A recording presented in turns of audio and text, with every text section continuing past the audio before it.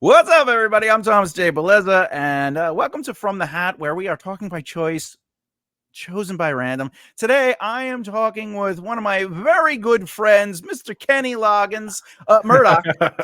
Kenny Uh, Loggins. Which one is Kenny Loggins? Kenny G's the saxophone boy. and Loggins is just a singer. He's just a So, singer. is he the like "Welcome to the danger zone"? Is he that kind of guy? No, that's Michael I think he McDonald, right? is. Is he? Is that guy? All right. Yeah, welcome to the danger. Yeah, danger zone. Thank you. Um, Welcome to as the danger zone. Thank you for having me.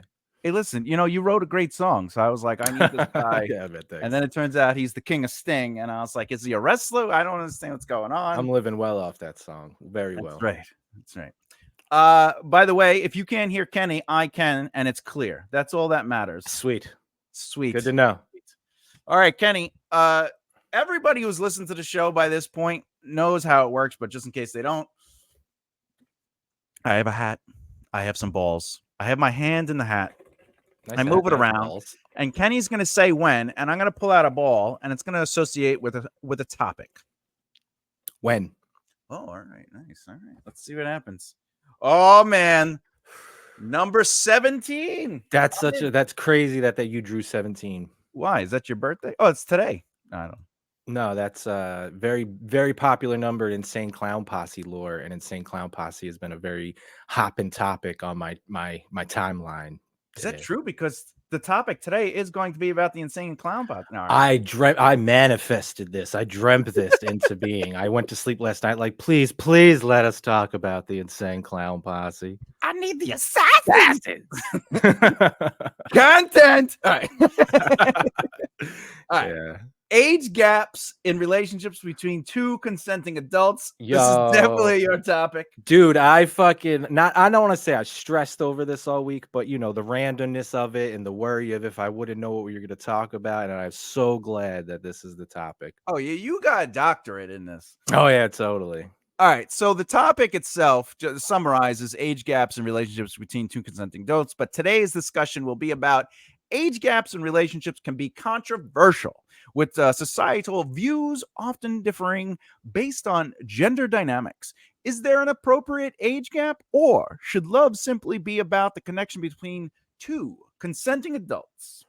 All right. As always, I send it to my guest first to start the topic off. Go ahead, Kenny. What are your thoughts? Great. Next topic. All right. As the gray in my beard catches up to the gray on the top of my head, I often tend to lean towards, if they're happy and they're not hurting nobody, then it's fine. You know what I'm saying? I could have my opinion on it. This has become one of those topics because I don't think I personally, let's see, I'll be 39 next month, rounding the big 40. And I don't think I could date anybody younger than like 12. at most like 28. And I say that because I feel like there's just things in life you have to do and you have to experience and you have to live and learn. And I feel like there's a certain naivety to life that you have to kind of get over the hump of. But then also what I realize is that not everybody's me. I'm going off of my experience. I don't feel like I really grew up to my early 30s, but somebody else might have gotten hammered that shit out by 22. You know what I mean? So I guess I worry about predatory things, like a very toxic 40-year-old who hasn't done the work and discovered who they are and are kind of controlling and kind of dickhead still, getting with a 22-year-old who's naive still and hasn't learned that and hasn't experienced it with people their own age. And that's what I get into. Like, everybody we know in the comedy. Yeah, pretty much, right? Like, you know what I mean? Like, not even outside the comedy scene, I feel like that's the majority, you know what I mean? Yeah. So when I hear somebody say, yeah, I got this shit figured out, or I see somebody, a 40-year-old with a 20-year-old, my knee-jerk reaction is like, oof. But I don't know them. I don't know what they're going through or the work they've done or put in. So they could be fine. Does your opinion change when it's just sexual or intimacy and not necessarily relationship? So you mean just like a friendship versus like if No, there's like sex let's involved? say you're 40 years old, Mhm. and what you say 28 was like the or Yeah, 29, my limit, yeah. right? But like, what if it was just sexual? Could you be with a 25-year-old? Oh, shit, that's a real good question. That's even a dynamic I didn't even think about. That's how you know the gray in the beard is catching up to the gray in my head, you know? Wait, you could just do it? Yeah, I know, I've forgotten that you could just do it. I forgot about that shit. Okay, so the question is, what if it's just purely sexual? No, really. Yeah, because the topic Oof. is about relationships, so Right, that's right, right, right. you know. And so, but if it's just purely physical, yeah, I guess. Yeah, I guess I'll be with a 20-year-old. Yeah, yeah, yo, honestly, like, yeah. I don't have to see her tomorrow, right? Now we're talking. This is now here's part of what I was worried about this whole Yeah, week what's leading about to up to this happen. show was like, now are we talking like both parties obviously are consenting adults, like Everybody's a consenting adult. but like the person I'm sleeping with is like, don't worry, I'm not gonna be blowing up your phone. There's not gonna be any text. There's not gonna be, do you No, want no, to go get that's gonna lunch happen. They're tomorrow? 20. Yes, that's oh, see, that's exactly what I'm saying. They're Is 20. is like that's what I assume every 20-year-old person is going to do. But there Something might wrong? be, Why do you ask? Well, yeah, you went home and then I didn't hear from you until you woke up. I feel I feel like this conversation is based on what we feel like every 20-year-old person's gonna do. But like I opened it up with, like maybe there are 20-year-olds out there who'd be like, oh, listen, I just got this thing for like older dudes and silver foxes. We're gonna fucking bop, bop, bop, bap, bap, bap. You're gonna beat it up like Travis Barker and don't worry about it. If that's the case, if both parties agree on that, then yeah, I guess there's legitimately no reason for me not to sleep with a 20-year-old, or I don't know if I would do it personally, but an 18-year-old for that matter. You know what I'm saying? Yeah, that would be disgusting to have people find out. That I slept with this hot 18-year-old. Gosh, Yeah, I was damn. like, what am I doing? 5 times? All right. Well, I what's the rule? Half plus 5. So half your age plus 5. So if you're 40, then 25 is the youngest you should go, which is All right. almost basically what you're saying. At Pretty much. 40, 28, 29, right? Mm, Um, but again, I would even jump on what you were saying, where we as people experience different things. Our wisdom is different for every scenario. I mean, you might right. meet somebody and it might be a woman who's 23 and she has 2 kids, and she's been through a divorce and, she lost both her parents. And like she has lived, she has experience, Yeah. and it doesn't devalue her as an option or a person, right? So, there maybe now we're talking, maybe they can relate with you, or maybe you can't relate with them at 40 because you don't have kids, right? Like, as not you, the royal,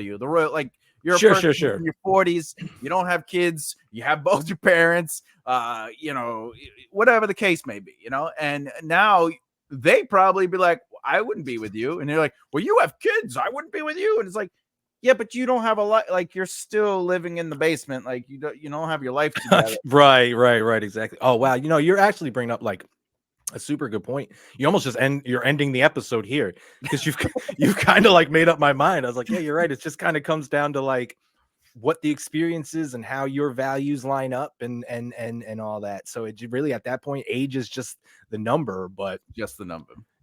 dang. But I mean, there is a certain number to I it. think there's a responsibility in the older person to at least try to identify that they're with somebody that's still, they think of 9/11 as prominently pointed out from a good friend of mine, Kenny Murdock.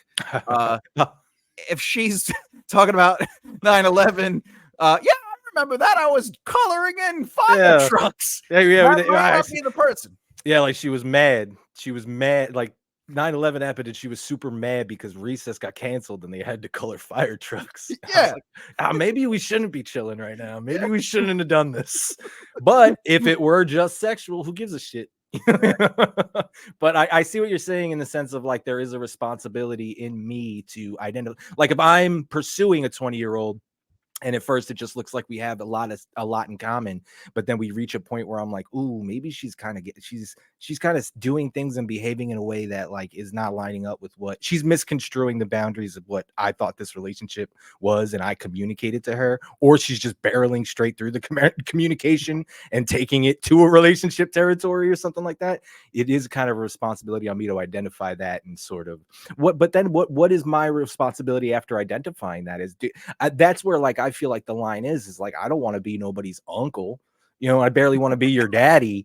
So when I identify that and either I move on from her, do I sit her down and go, listen, sweetie, we kind of agree this was just a physical thing, but you've kind of been blowing up my phone lately. And my personal opinion on this, which I don't really talk a lot about my personal, I just ramble, but my personal opinion is if you do identify that, let's say they're in their 20s and they're still in college and they're still doing the spring break thing, and like that might not be somebody I want to be with, not because they're doing anything wrong. It's just, all right, we're definitely not I have to identify that, and I can't hold her back from experiencing life, just like she can't hold me back from slowing down at life. right. And if like that would create a miscommunication and possibility, because now she might be making choices that are, well, I don't want to upset him, and I'll be making choices to be like, yeah, all right, we'll go out to the club. Like, Right. you know what I'm saying? We're just not on the same page. Now, same 23-year-old, and she's more relaxed. She has her stuff together. She has a career. She's motivated. Now maybe we're on the same page. I look at age two different ways. Obviously, you want to be with someone that is, I would say, at least developed. And I mean, not just 18. I mean, like maybe 19 or 20, because you're discovering the first steps of who you are, because Right. you're not a real, I would say your 20s is where you discover who you are. Your 30s is where you realize you were wrong, right? But in your 20s, you're able to start making adult ideas, and I think in your 20s, that's a range where, like, if you want to date someone who's 60 and you're making that choice, go ahead. Go do what you ever do. But I still think it's the responsibility of the 60-year-old to start putting some sense together. Like, what are you really contributing to this 20-year-old, and what is the 20-year-old contributing to the 60-year-old? Like, what are you building as a life? And I think that's where it just comes down to, is just really figuring out what are your ideas, your togetherness, because I believe partnerships are what a relationship is. So if it's not a partnership and it's sort of like eye candy or money or whatever the exchange is, I don't think that's worth a real relationship. You know what I'm saying? That's why even in poly, if you're with two or three people, they still have to contribute to the partnership. They have to be adding value to the existence. If they're just there for just sex, or just they're pretty, or just they have money, like, that's insulting to the dynamics of existence. Like, the human connection. Like, oh, well, she's really pretty because she's 20. Well, she's really wealthy and she's 40 and he's 20. Like, even the reverse, like, we're talking about gender as well in here. Like, some people are a little upset when they see a girl with an older man, but rarely are they upset when they see an older woman with a younger man. They're like, yeah, go get yours, like a share. She's with like a 30-year-old or something like that right now. Yeah, Madonna right. and them, yeah. So but I don't really think about the number or the what you might call it, the controversial element of it, the stigma. I think about the responsibility of the two people trying to develop a relationship that ultimately is a partnership. So now a lot of what you like, a lot of I feel like, if I'm understanding correctly, a lot of what you said is kind of agreeing that like there's just you kind of, in speaking to what you said about, you think you find out who you are in your 20s, and then in your 30s you realize you're wrong. Um, do you think that are there exceptions to the rule in your mind? Is it possible that people can get all that bullshit out of the way and really kind of discover who they are at a young age? And yeah, I guess that's really the question. No, everything is possible, or plausible, I should say, Mhm. because Okay. the rule of math, probability. Um, I would say the majority, though, is that statement's accurate. In your Yeah. 20s, you discover who you are. In your 30s, you realize you're wrong. And the reason is because in your 20s, you don't have a basis. Or it's really shitty. Like if you don't know. Yeah, right, exactly. And it's all these like, I'm gonna do this, and I have these dreams, and I want to go, and I want to be a this kind of a degree. I want to go get this degree, and I'm gonna go to Europe, and I'm gonna do that. And I fell in love, and this is the person I'm gonna live with for the rest of my life. And even though I just met them in when I was 18, and we've been together for 5 years, and so I'm gonna get married and have kids, and then they get a divorce because they realize that maybe that's not the one, and then by the 30s they're like, holy crap. I didn't have time to develop who I was because I devoted all that time to somebody else, right? And now you're in this new age where you hit your 30s and you're like, I think I know what I want. I want my boundaries. There's also an addition to that thought, by the way, where like you realize you're wrong. Well, in your 40s, right, you have to start taking away a lot of your boundaries because they were inappropriate.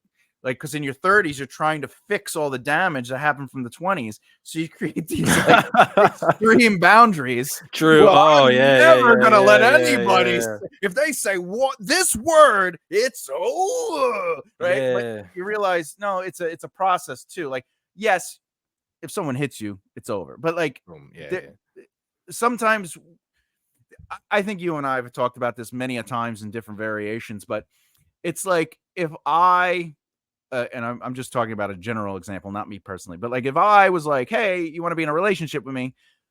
Usually there is no conversation that explains the foundation of a relationship for me and for them. It's very rare that there is a long extended conversation before you agree to be boyfriend and girlfriend or whatever, girlfriend, boyfriend. It's very rare. There is an extended conversation before sex happens, before you decide to give some time to each other, before you realize you're moving in with one another. Absolutely. Because in your head, you're like, oh, I'm in a relationship with them. So they're going to do all these things that are in my head that are quote unquote appropriate for me in a relationship, which some people, and it's usually, they're going to be monogamous. They're not going to lie to me. They're not going to use their phone. They're going to let me have their passwords. They're going to, right? Like they might start having all these. Well, remember, in your 20s, you got to create the boundary. I need your password. My other relationship, they were talking to other people. I need to check up on you, and you realize that's crazy, right? But sorry, that's me. Can you hear the cat? Can you hear I can. Nice. But my point with that is we don't actually know what a relationship is. So a lot of times when you're in your 20s, you're getting into a relationship and you're assuming they believe in everything you believe because that's what a relationship's supposed to be because of our perceived understanding, our perspective, and our perception of what our bias has taught us. Right? But I feel like most people don't even do that. I agree. They don't. That's why when I have a relationship, if I'm on the first date, and you've heard me say the joke where girls are like, what's your favorite color? And I'm like, well, do you shower after you shit? Yeah, because you want to get straight to the brass tacks of things. Sure. Yeah, because I'm like, look, I have this thing. And if you are like, I don't shower daily, I know I can't even try to be with you because I have the filth phobia, right? So right. But imagine I waited 6 months. And I'm like putting myself through this craziness. And then finally I'm like, well, we're in a relationship, so let me tell them. And they're like, oh yeah, no, but I don't, if you shower every day, I believe it's bad for you. And you're like, oh, you do? And you know what? That's fine for them to believe that, but I wish I knew. But 6 months into a little deep. Deep.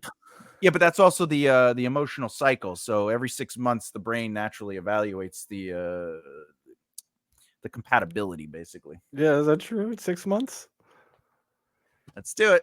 And people been together for 20 years? No, it's not disbelief. It's disbelief at the length that people stay together. When every 6 months, its brain is trying to reassess it. The courting. Wait, what do you mean? But we're also not meant to be married forever. I don't know. Yeah. We're also not meant to shit in the street, but we could. Actually, we are meant to shit in the street. We're not meant to shit in the toilet. That's what I meant. We could shit in the street, but we Is don't. there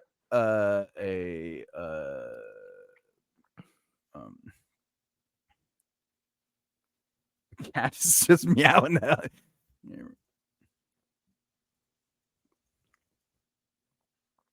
Okay, cat. Keep talking about something while I write this and try to get distracted by this cat. Is there a reevaluation of intimacy within relationships due to a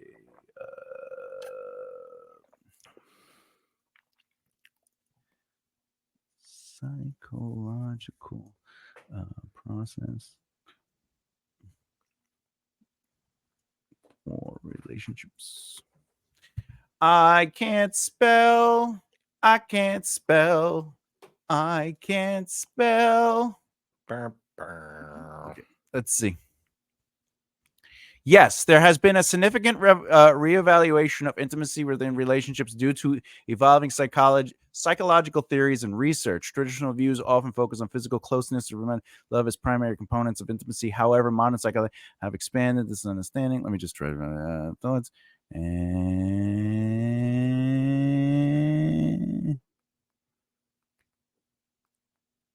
yeah, there's like a seasonal thing. You know how like dogs, I'm not really saying we're like dogs, but you know how dogs or animals have like a mating season, or they get it's right. So do humans have a mating? like a specific time of the year that we feel like fucking more than another? That'd be interesting to know. I feel like I have times I get laid more. Like I feel like when I was younger, October, November was like my time. Like I was like I batted like 350 in November, October. But I also feel like that's because like my birthday's around then, so my confidence is up and I'm in a good mood and all that. But that'd be interesting to know. If I want to find that there is a report on this, but there is a movement towards a more thoughtful.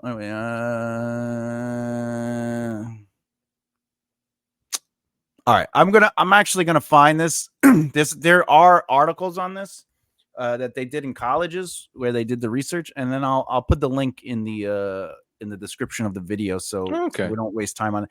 But yeah, there is a we basically go through these movements, like with somebody where there's a certain point, and I'm sure you found yourself evaluating your relationship. Haven't you ever been in a situation where? Oh, absolutely. But I'm trying to think if I've done it cyclically or I've done it when it needed to be addressed. You know what I'm saying? Like, well, there's a difference between I got to the point where I need to say something and a point where I was starting to notice something, right? Yeah. But speaking to the first one, like I feel like if shit's chugging along, we're not talking some tiff, some little fight, it is chugging along and it's working. The evaluation has been evaluated. Oh, you said so. Okay, yeah, it happened so quick like that because everything's going so good. Yeah, you're not gonna stop and be like, I wonder if this is good. No, it is good, right? But there'll be a point where your body, right? But anyway, so because we're getting close to a half hour, because I ultimately final thoughts on this. Age gaps in relationships. What is the appropriate age, or should love simply be about the connection between two consenting adults? It's just between two consenting adults. As long as everybody has talked it out, there's been communication and boundaries have been set appropriately. That's right. For it, man. So you would be with a 10-year-old, is what you're saying? We said adults. Well, they might be adults. You don't know.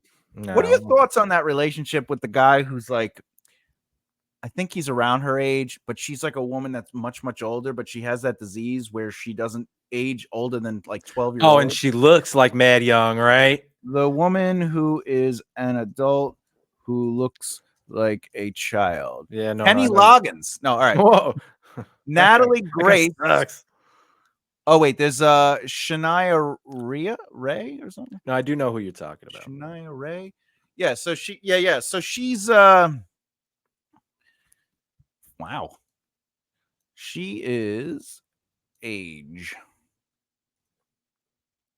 She was born in 99, so she's 25 years old, and she has a boyfriend who's her age, and everyone's saying that he's a pedophile because the only reason he's attracted to her is because he's attracted to little boys. Yeah, I Little mean, girls. hey, he is. I agree 1000%. But if he found the loophole, he found the loophole, guys. He can't just. He beat the game. He found a way to be gross and beat the system, and So you're no saying children will be harmed anymore. you wouldn't be with her if you connected with her on an emotional level? Nah, dude. I think because unless I wanted to stab my eyes out. So she has to suffer because society is stupid. What? Wait, what? What do you?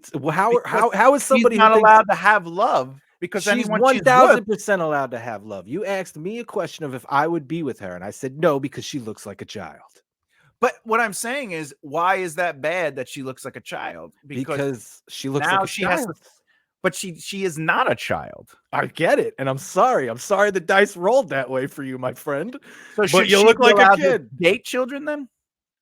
Uh, She's in a weird place now, right? Like, because like she wants love and she can't be with people who she gets along with because now they're pedophiles, and then she can't be with children because she is a pedophile then.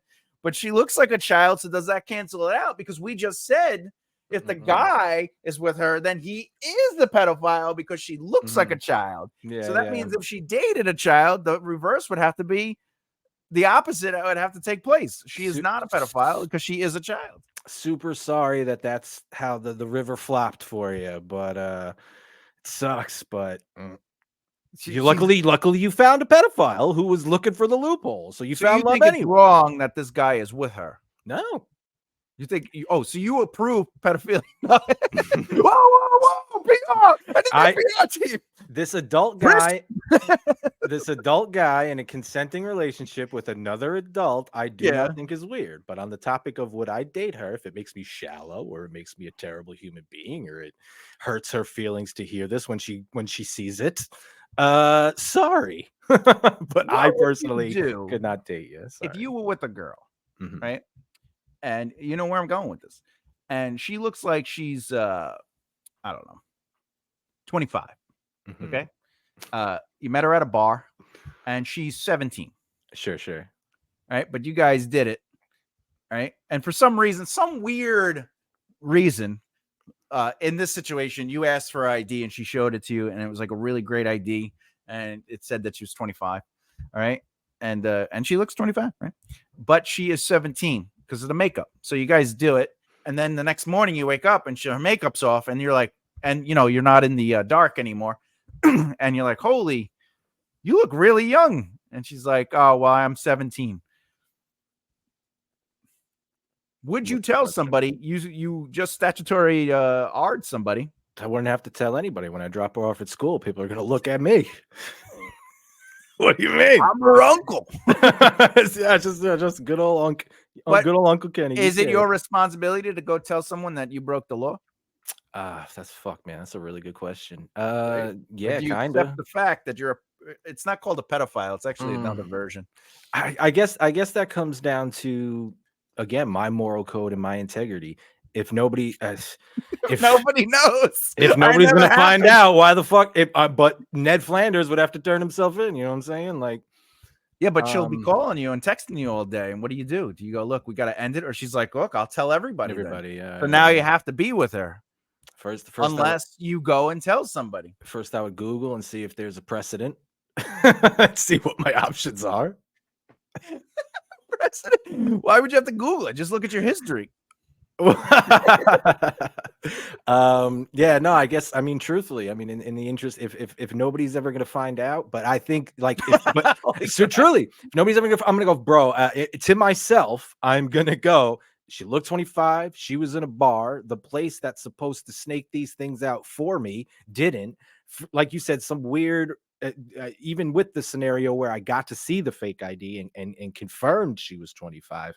Yeah, because you're not a master at identifying IDs. Right. Yeah, exactly. So, I mean, and then it happens and it's like nobody's gonna. It's like, yeah, I'm not telling nobody. I'm gonna go, fuck you, be better, do better next time. Make sure I don't know how you vet this process further, but if it means no more one night stands with girls from bars, I would hate to fall into this trap again. If it escalates to the point where this girl's like, nah, I'm about to tell everybody in the world what happened.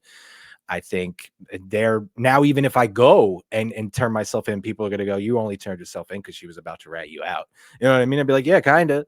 Yeah, but you know what's I'll crazy? let me tell you who I am before I let somebody else tell you for me. You know what I'm You saying? still get in trouble for it though, because it doesn't Right. Yeah. matter. The Oh law yeah. stays. Yeah. No, absolutely. No, I understand that. But I'm like, literally, you want a spectacle of a morality on display for you on your show here, then yeah, if I'm not going to get caught, no, I'm not telling a motherfucking soul, but I'm going to promise you I'm going to do better in the future. I'm just If saying. if she's saying I'm going to go rat you out, I will try to get to the police first, and I'll take the punishment. Sure. I just think Shauna Ray's boyfriend has more moral integrity because he was like, I know you look young. Even though your ID is lying to me. I said I agree with you. I said he found the loophole. Good for him. I don't want to chill with you. I mean, I would monitor Cute, that but, man. you know, I get it. I get it. I would put But you him don't on like short women. You have your preferences. You know, she can't control her height. All right. Yeah. So